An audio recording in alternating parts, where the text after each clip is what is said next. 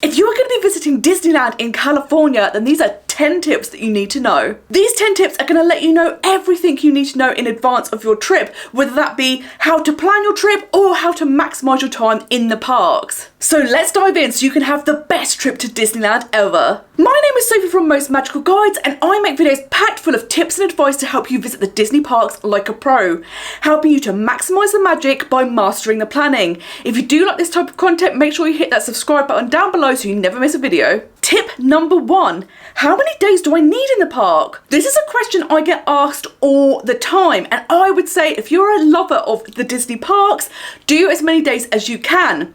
However, I know a lot of people put their Disney trip as part of a bigger trip, so maybe you're doing a split stay in Los Angeles, or maybe you're doing a tour around California, the surrounding states. If that is the case, then most people will typically do 3 days. This gives you enough time to get a taste of the parks, get on those big rides. You probably won't have enough time to do absolutely everything, but if you prioritise the things that are important to you, you're going to have an amazing time. However, if you can afford to, I would absolutely spend more days. Now, the maximum ticket you can buy is 5 days. So that might be what you go for. I did 6 days, so I bought a 5-day ticket and then a 1-day ticket individually because I went to California for a week and just went to Disneyland. So I wanted to make the most out of it. I had the most amazing trip and fitted so much in. I got to go on my favourite rides more than once. However, there were some things I still felt like I didn't have time to do.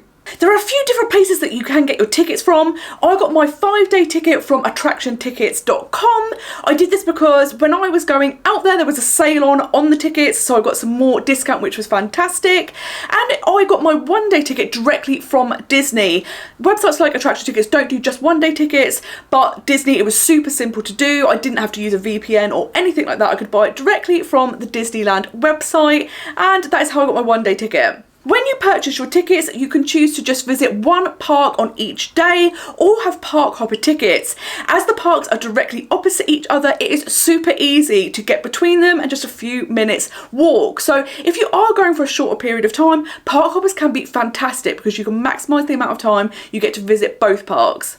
If you are going to be visiting only for a few days and you're wondering which park should I spend more time in, then that is absolutely Disneyland Park. This park has significantly more in it than DCA. And what I would say you were doing 3 days, I would definitely do 2 days in Disneyland and then 1 day in Disney California Adventure. And if you're doing less than 3 days, maybe get the park hopper option because you might not even need a full day in Disney California Adventure. And if you do the park hopper, at least you can jump between the 2 parks so you can maximise your time. Now, it is worth noting with Disneyland, you still have to do park pass reservations. So do check that the dates you want to buy tickets for are available for the parks you want to visit before purchasing your tickets. After you've purchased your tickets, you can then go ahead and book your park pass reservations in so you have guaranteed entry to the parks that you want to on the days of your trip. And if you do opt for the park hopper option, it's worth noting that you can start park hopping after 11 AM. Tip number 2, get multi-pass.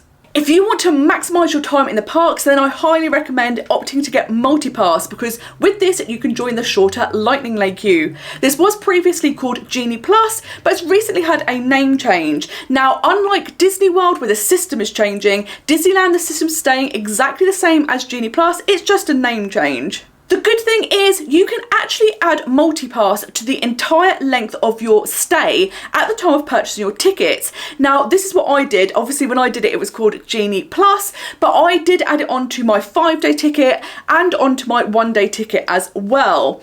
It was very good value. It's $25 a day if you purchase it in advance. If you purchase it on the day and kind of pay as you go type way, it is more expensive. Multi-pass is a great way to fit more into your days, so if you are doing a shorter trip, I would absolutely recommend this. And even if you are doing a longer trip, being able to cut down time spent in queues and all that dead time hanging about is perfect, and I absolutely loved it. Something else that's fantastic about multi-pass in Disneyland is that photo pass is included. So for $25, you can join the shorter Lightning Lane queue and get all of your professional photographs from Disneyland, which is fantastic. With multi-pass, you can book your first ride reservation once you enter the park, so you don't need to get up super early to book your first reservation of the day. Nobody can book until they are inside the parks. Now, the good news is multi-pass in Disneyland does not sell out as quickly as it does in Disney World. So if you have used the old Genie Plus system in Disney World and you were used to ride reservations going in seconds, it is not the same in California, which is great news. Now, I would say with some of the big rides, it's definitely worth making them your first ride reservation of the day because you will find they will sell out, but they most likely won't sell out within the first couple of minutes of getting into the park. In fact, some of them won't sell out for the first couple of hours, so it's a lot more flexible. The rides I would prioritise booking as your first ride reservation of the day in Disneyland Park would be Indiana Jones, Space Mountain, Matterhorn, or Mickey and Minnie's Runaway Railway.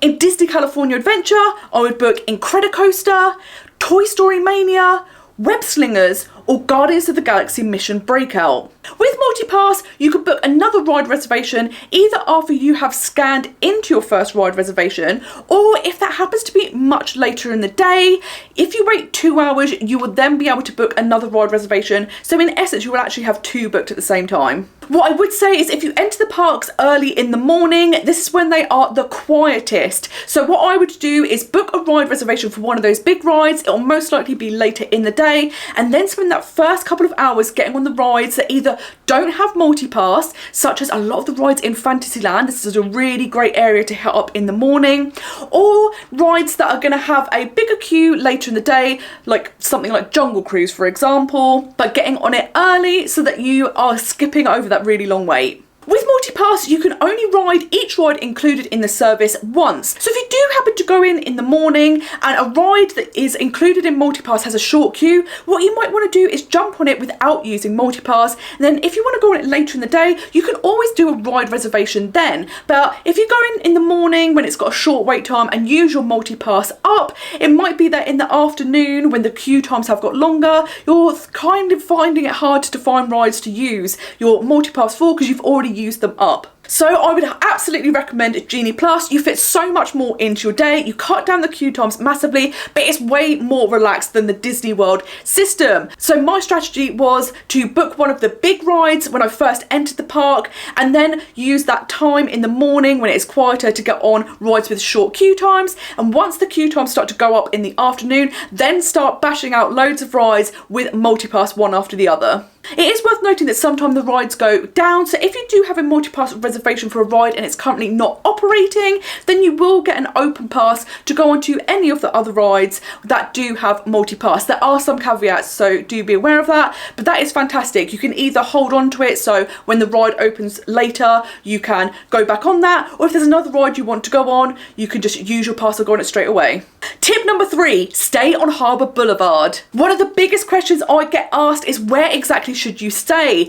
Unlike other Disney destinations in the world, Disneyland is quite unique because it's right in the heart of a city. There are a few Disney owned properties, but it is worth noting they are all deluxe and they are very, very expensive. Plus the only benefit you get is 30 minutes early entry. So for me, they're not really worth the extra cost. However, because Disneyland is situated right in Anaheim, it is surrounded by hotels. Because of this, you have a wide variety of different accommodations available to you, different distances to the park, different prices, so you can really take advantage of this and get accommodation that's suitable specifically for you. But what I would recommend is staying on Harbour Boulevard. These hotels are the closest to the parks, and there's quite a few that are just a few minutes walk away. In fact, some of them are even closer walk than the Disney resorts. I stayed at the Anaheim Hotel. It was literally a 5-minute walk over to the parks. We could see Guardians of the Galaxy Mission Breakout from my hotel, and at night you could actually see the fireworks from my hotel. So it was a fantastic stay. I loved the hotel,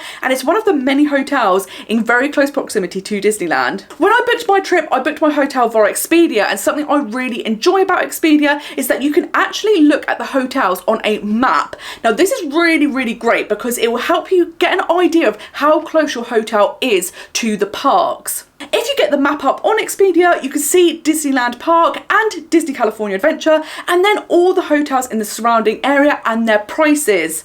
This can be a really great way to kind of get an idea of where the hotels are located. You don't necessarily have to book via Expedia, but this can help you get situated. However, I did get a really good price. Again, I was booking during a sale. My hotel typically was about £1,400 for the dates I was booking, but I got it for just over £900, which was a fantastic fantastic saving. Something I like about staying so close to the parks is that when you want that midday break, you can easily get back. If you stay further afield and maybe it's a longer walk or you have to get buses, it can be more hassle and then you kind of skip over that midday break. But because the parks are open so long in California, you definitely need some rest. So being close by, it's super convenient and you can go and do that. If you choose not to stay in one of the Disney hotels, the good news is you can still visit them. You can just go and have a walk about, go and see the shop, have a walk around the grounds, or you could do a meal there. So you still have the option to go and see these amazing hotels even if you don't stay there. Tip number 4, get ready for great food. Disneyland is known as a foodie destination and it is no joke. It is amazing the food on offer here. You get some really interesting cuisine, super fresh food, and you would never ever think this is typical theme park fare. It's really great food and you're gonna have an amazing time. Something else that is great is that it's typically quite cheap compared to other Disney parks. So this makes it much more affordable to visit Disneyland. So not only are you having fantastic food, you're also getting at a better price. Disneyland is interesting because there aren't tons of table service restaurants. There are a few and it's definitely worth checking them out because they have some that have amazing theming such as Blue Bayou, which is inside the Pirates of the Caribbean ride. But because there aren't lots of table service restaurants to choose from, it means that you will mostly be eating quick service meals. There is such a wide variety of different cuisines on offer that there is something for everyone. And of course, because you are eating mostly quick service, that's going to also help you cut down your food budget. I had some absolutely incredible quick service meals whilst I was in Disneyland, and some of my favourites were Rancho del Zocalo, Pim Kitchen, Ronto Roasters and Red Rose Taverna. If you did want to dine in some table service restaurants, it is definitely worth getting reservations in advance because often many of them will sell out. In Disneyland, you can book your dining reservations 60 days in advance. Now, if you are staying on site at a Disney hotel, you don't get the advantage of being able to book for your whole trip at that 60-day mark. Every single person can book exactly 60 days in advance. So if you were going for a 3-day trip, that would mean if you wanted to eat in a table service restaurant each day of your trip, you would book 3 days in a row. The hardest to get table service dining reservations at Disneyland are Cathay Circle, Blue Bayou, Lamplight Lounge and any of the character dining meals. Now, once again, I did find that getting dining reservations for Disneyland was easier than Disney World. With Disney World, there's all that stress and the pressure. You've got to be available at exactly 11 AM, 60 days in advance. But with California, it is much more relaxed. I would absolutely recommend trying to get your reservations as soon as they open.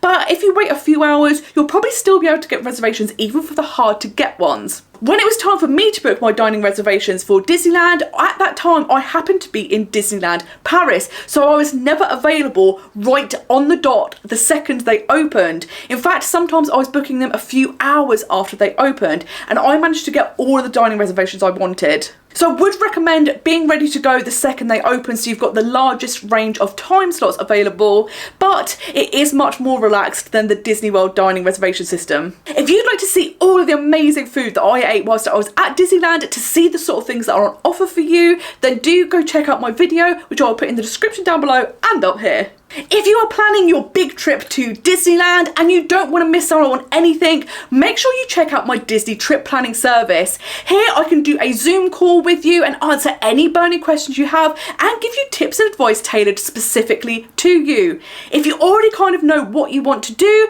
but you need some help organising, check out my planning templates to help you simply see all of the plans in one place. Tip number 5, don't miss the shows. Disney parks are famous for their nighttime spectaculars and Disneyland is no different. If you are going to be heading to Disney California Adventure, you have to check out World of Color. This is such a unique show. It's unlike any other Disney show I've ever seen and it is amazing. Here you have dancing water fountains that are mixed with music and lasers and lights and it is literally wonderful. Plus, the show takes place in front of Pixar Pier, so you also have a stunning background. Over in Disneyland, you have the fan favourite Fantasmic. This is one of Disney's best ever shows, so it's not to be missed. And then of course you also have the iconic fireworks show. Now it is worth noting that the shows don't always happen every single night, so do make sure that you check out the schedule ahead of your trip so you know which nights it's on so you don't end up missing out whilst you are there. Plus, if you want to make your experience a bit more special, you could always do a dessert party or a dining package. World of Colour offers a dessert party where you get seats, where you get a fantastic view, whilst also dining on some amazing desserts. To regularly watch World of Colour, you do have to stand, and after those long Disney days, that could be a big ask. But with the dessert party, you get some really nice chairs to sit in, a fantastic view, and of course you get some nice treats and drinks. There are also dining packages for Fantasmic. With these, you will get to select a meal in certain restaurants, and then you will get designated viewing areas. This could be a great option if you don't want to have to be arriving super early to get a good spot, or perhaps you don't know where's the best place to stand. This can get rid of all that stress for you. Tip number 6, be sure to check out the tours and special experiences. Disneyland has some really fantastic extras that you can add onto your trip, whether it be a tour or maybe a special experience. Something that was an absolute must for me was doing Walt's Main Street tour. Here you have a private tour guide who takes you down Main Street, giving you a little bit of history of the park, and then of course the big part that you've come on this trip is you actually get to go inside Walt's apartment on Main Street. This was such a special moment. If you're a fan of Walt Disney or Disneyland, getting to hear the history and the personal stories was fantastic, and to actually be inside the apartment, getting to look out over on Main Street was such a unique and wonderful experience. And this is just one of the tours available at Disneyland, so do check out the website to see what else is on offer. I'm absolutely desperate to go back and also do the train tour. Walt Disney was a massive fan of trains, and in fact the Disneyland Railroad are full-size replicas of models he'd actually made of trains himself. If you do this tour, you get to go backstage to see how they maintain the railroad and the trains themselves, and also go inside Walt's private carriage, which is incredible. It looks next level. So I love that they have all of these unique things that you can do. They kind of give you an insight into the backstage areas of Disney and the history. And of course there are special experiences on offer, such as Savi's workshop, where you can custom build your own lightsaber, or you can even build a droid in Galaxy's Edge. And Disneyland has special events all throughout the year. Some of them are free, such as Pixar Fest or the Christmas celebrations, and others are paid for, such as Oogie Boogie's Bash for Halloween, Pride Nights, Star Wars Nights, Sweetheart Nights. There's so many themed nights, it's literally amazing. The paid for events are extra ticketed events where you get to go into the park and it will be a themed event such as Oogie Boogie Bash, and here you'll have specific things that are unique to just that night. So if there's something that you really want to do, then you might want to check out the dates that they are happening throughout the year so you can make sure you don't miss out. And do check out if there are any special events that are free happening whilst you are there. I visited during Christmas and they don't have extra ticketed events for a party. Basically, everything is included in your price and it just happens the whole time you are there. There was a Christmas parade, the nighttime show had switched to the Christmas version, World of Colour had switched to a Christmas version. So it was really fantastic that you could experience everything to do with Christmas without having to pay any more. Tip number 7, take advantage of jet lag. I always say that jet lag is your superpower when you go to the US Disney parks. This is because the parks are the quietest in the mornings, and seeing as you're going to be getting up super early anyway, you're going to be able to take advantage of this. In the mornings, if you aren't going to be using multipass, you can head to those big rides to get the shorter queue times, or if you'd like to ride them more than once and you are purchasing multipass, you could still do the same and then get a multipass to ride it again later in the day, or you could go to those rides that aren't included in multipass, such as a lot of rides in Fantasyland. The parks are much quieter in the morning, so you're going to be able to fit so much into those first few hours, so definitely use jet lag to your advantage and get ahead of everyone else. If you're going to be visiting from Europe, there is a massive time difference, so what I would say is take an afternoon break. The parks are open very long. When I was there, both of the parks opened at 8 AM in the morning, Disney California Adventure shut at 10 PM at night, and Disneyland Park shut at midnight. You have so many hours to fit things in. So in the afternoons, when it is the busiest time of the day and the queues are the longest, go back to your hotel and have a little break, maybe have a little nap to get over that jet lag, and then head back in the evenings when it is quieter. It does feel counterintuitive to leave the parks to fit more in, but you really must do. If you go in the morning and get loads of those rides done when it's quieter, heading back in the afternoon and missing out on the super long queues where you're just going to be waiting around for a long time and it's not really worth it, you're going to come back to your hotel, feel much more refreshed, much more energized. You're going to give your feet a rest so that you can get more done when you go back in the evenings. Something that's great is that the fireworks don't tend to be at park close. They are earlier in the day, typically around 9 o'clock in Disneyland Park. So what's really good is that after the fireworks, a lot of the families will leave because obviously kids, it's late for them. But that means for adults, you have a few more hours to get on those rides with much shorter queue times. Disneyland is like a completely different park at night. It is so stunning, and if you go on some of those rides like Big Thunder Mountain, it's an entirely different experience. So I would absolutely have that afternoon break and then go out in the evening and take full advantage of these short wait times and get to experience Disney at night. Tip number 8, book airport transfers. The hardest part of booking my trip, I found, was knowing the best way to get from the airport to Anaheim. Now, there are no shuttles, which is surprising. You would think there would be a Disney shuttle that would take you to the area, but that is no longer an option. They did have it many years ago, but it was discontinued and it's never come back. Instead, there are a few different options. One many people will choose will be Lyft or Uber. You can also use public transportation, but this involves switching between a few different trains, and it can take up to 3 hours, so it's very long, particularly if you're traveling with luggage and having to lug them between different platforms, different trains. So just be aware of that if you are thinking of using public transport. You also have the option of hiring a car. Now, of course, in America, they drive on the other side of the road if you're from the UK. If you're from elsewhere, it's not such a problem, but there are going to be different rules, so do make sure you look them up in advance. You can get pretty good deals on car hire, but just be aware a lot of the hotels in Anaheim do charge quite a lot to park. So if you aren't going to be using the car whilst you are in Anaheim, it might not be financially the best choice to hire a car to get to and from the airport, because you're going to work out spending so much money on hotel parking fees. The simplest option is to book an airport transfer. I did this with a company called Diamond Driver Guy. Now, I did look at doing Uber or Lyft,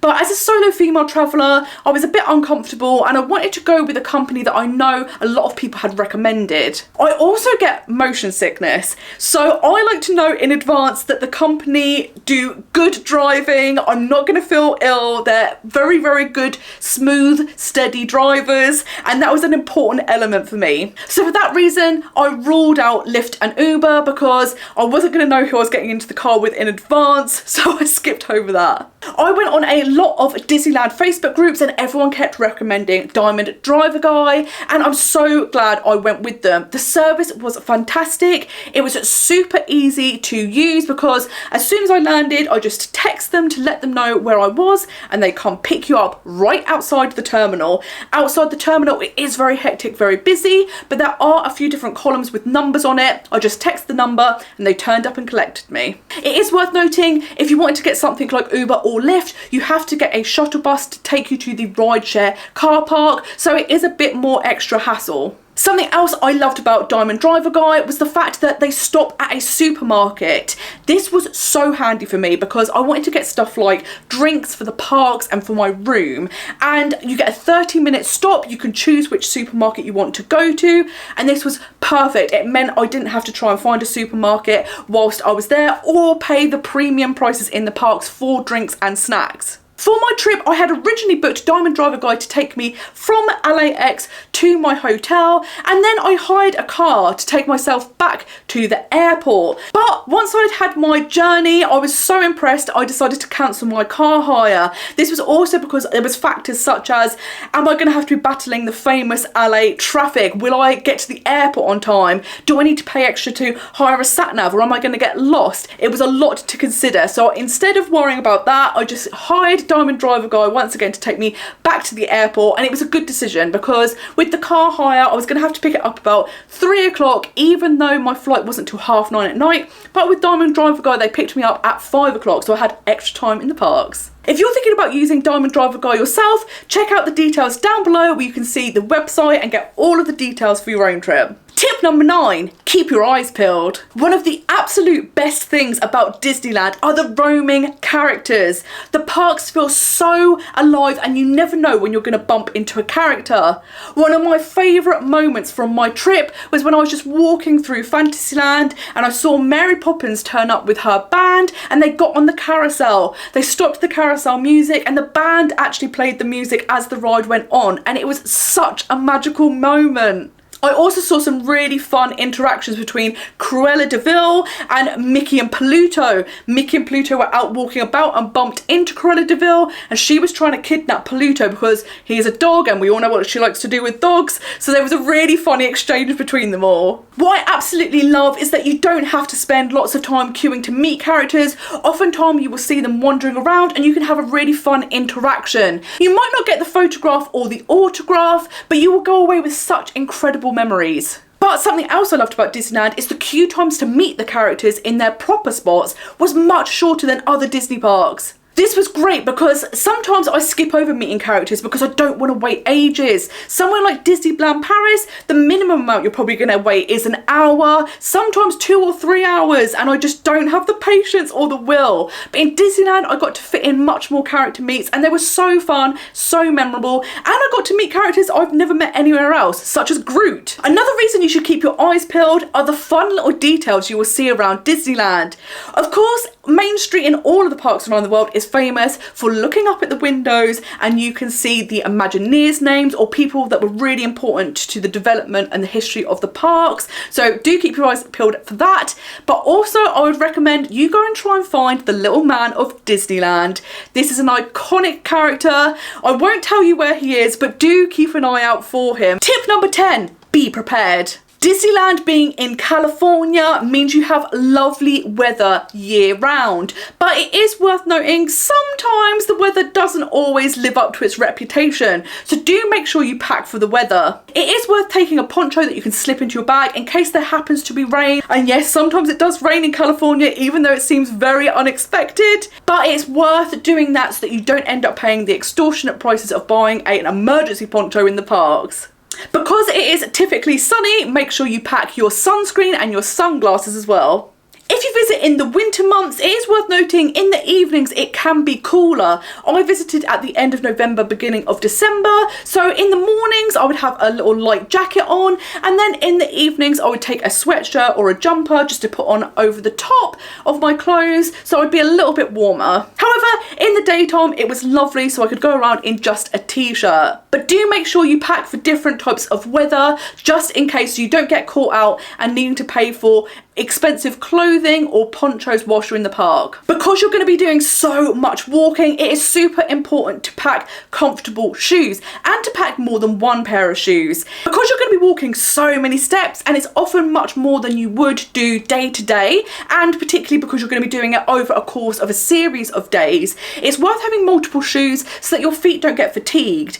Sometimes if you take just one pair of shoes with you, if they start to bother you, you're really stuck. But if you are wearing a pair of shoes and your feet are feeling a bit tired, a bit painful, you can always then the next day switch to a different pair, and because they will fit slightly differently, your feet feel much better for it when you've switched up the different types of shoes. And I would super highly recommend you also taking a power bank with you.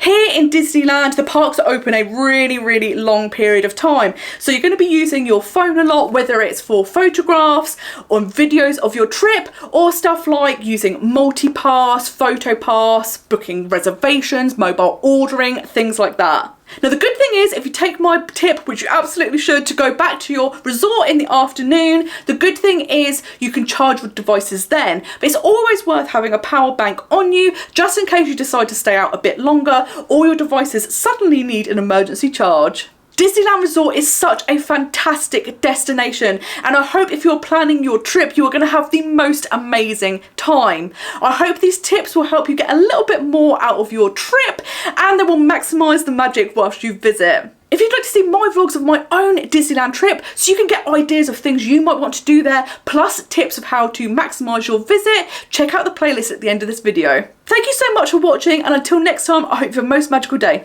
Bye bye!